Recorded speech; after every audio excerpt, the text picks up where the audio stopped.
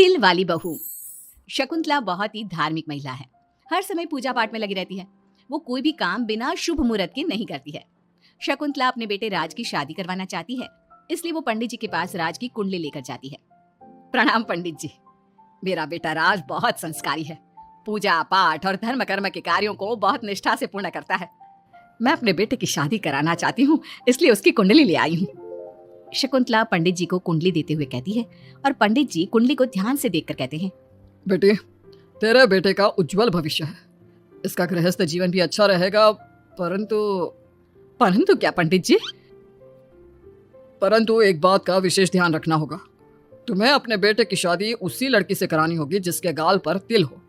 वो लड़की तुम्हारे घर, तुम्हारे बेटे और तुम्हारे भविष्य के लिए सुख, शांति और समृद्धि लाएगी। तुम्हारा भाग्य केवल उस लड़की के आने से ही जागेगा। जी पंडित जी, मैं ऐसी ही बहू लाऊंगी जिसके गाल पर तिल हो। धन्यवाद पंडित जी, धन्यवाद। पंडित जी का धन्यवाद करके शकुंतला वहां से चली जाती है। अब वो दिन रात तिल वाली बहू के बारे में सोचती रहती है। शकुंतला अपने बेटे का जहां भी रिश्ता लगाती तो उसकी एक ही शर्त होती कि तिल वाली बहू चाहिए, लेकिन उसे तिल वाली बहू कहीं मिलती ही नहीं। एक दिन अपनी माँ को इस तरह से परेशान देखकर राज कहता है, माँ, आप मेरे लिए तिल वाली लड़की क्यों देख रही हैं?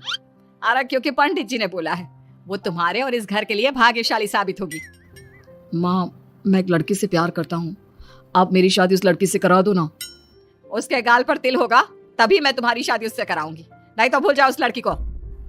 माँ की बात सुनकर राज को लगा कि माँ उसकी शादी कभी होने ही नहीं देगी, इसलिए उसने बिना कुछ सोचे समझे बोल दिया, माँ है ना, उसके गाल पर तिल है। सच में माँ, बहुत प्यारा तिल है। तू सच कह रहा है बेटा? अरे तो तूने मुझे पहले क्यों नहीं बताया? जल्दी से मुझे उस लड़की से मिलवा दे। ठीक है माँ, मैं बात करता हूँ उससे। अगले दिन राज रोशनी के पास पहुंचा और उसे सारी बात बताई। रोशनी ने सारी बात जानने के बाद कहा, राज, तुमने माँ से झूठ क्यों बोला? मेरे गाल पर कोई तिल नहीं है। अरे मेरे पास कोई और रास्ता नहीं था रोशनी। उस समय मुझे जो ठीक लगा मैंने किया। अगर मैं ऐसा नहीं बोलता तो माँ मेरी शादी किसी तिल वाली लड़की से करा देती। माँ से इसे झूठ बोलना ठीक नहीं है।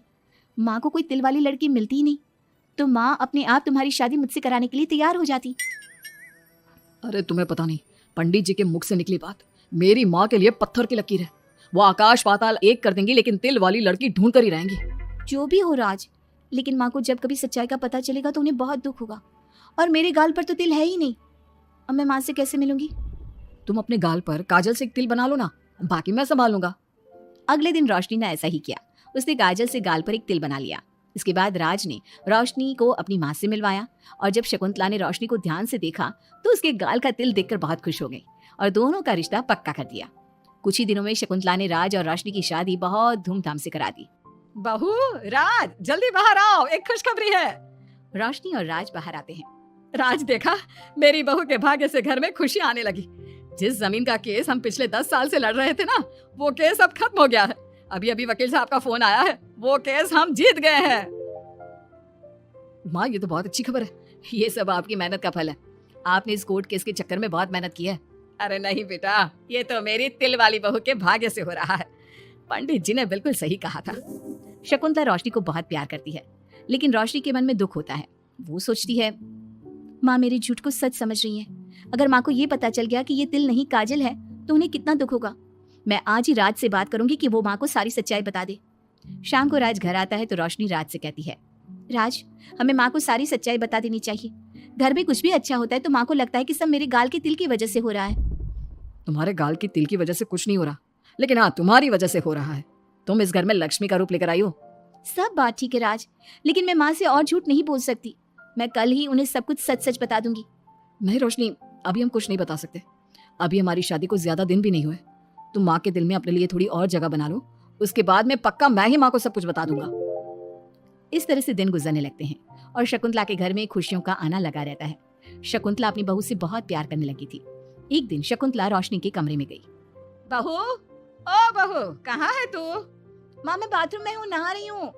अरे देख तो मैं तेरे लिए क्या लाई हूँ, जल्दी बाहर आ। अब मैं क्या करूँ?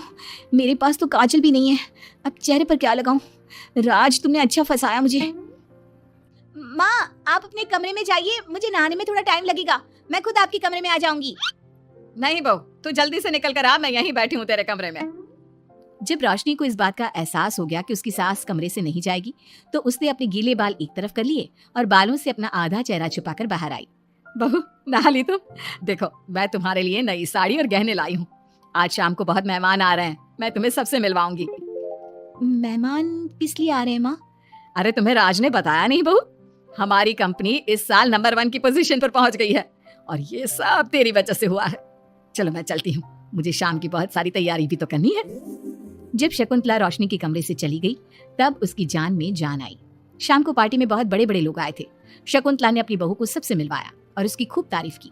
पार्टी में सब लोग शकुंतला के सक्सेस का राज पूछ रहे थे, तो शकुंतला अपनी बहू और उसके दिल की तारीफ कर रही थी।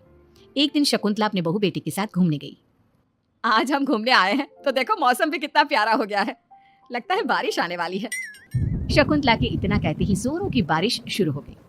रोशनी और राज कुछ सोच पाते इससे पहले ही रोशनी के गाल पर काजल का तिल बह गया और शकुंतला ने ये सब देख लिया। अब शकुंतला के गुस्से की कोई हद ना रही। तूने मुझसे झूठ बोला? तेरी इतनी हिम्मत? कल वही मैंने तुझे इतना प्यार किया, तुझे अपने बेटे से ज्यादा ममता दी और तूने मेरे साथ विश्वासघात किया।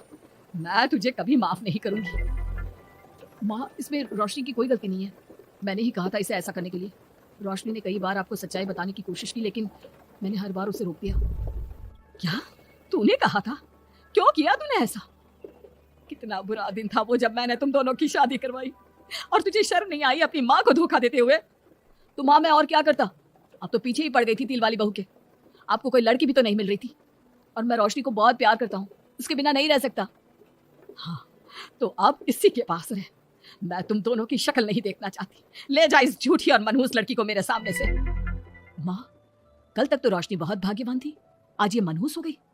अपनी सोच बदलो माँ, चेहरे के ऊपर तिल होने से कुछ नहीं होता। आपने देखा नहीं, रोशनी के घर आते ही हमारे सारे काम पूरे हो गए। आज हमारी कंपनी नंबर 1 है। अब कब अंधविश्वास करना छोड़ोगी? बेटे के इतना समझाने पर माँ को समझ में आ जाता है कि वो गलती कर रही है। शकुंतला अपने बहू बेटे को लेकर घर आ जाती है। अगले दिन शकुंतला रोशनी के गाल पर काजल से एक तिल बना देती है। राज और रोशनी शकुंतला को बहुत हैरानी से देखते हैं। तब वो कहती है, ऐसे क्या देख रहे हो तुम दोनों? ये तिल नहीं, काला टीका है, ताकि मेरी बहू को किसी की नजर ना लगे। शकुंतला की बात सुनकर सब हंसने लगते हैं।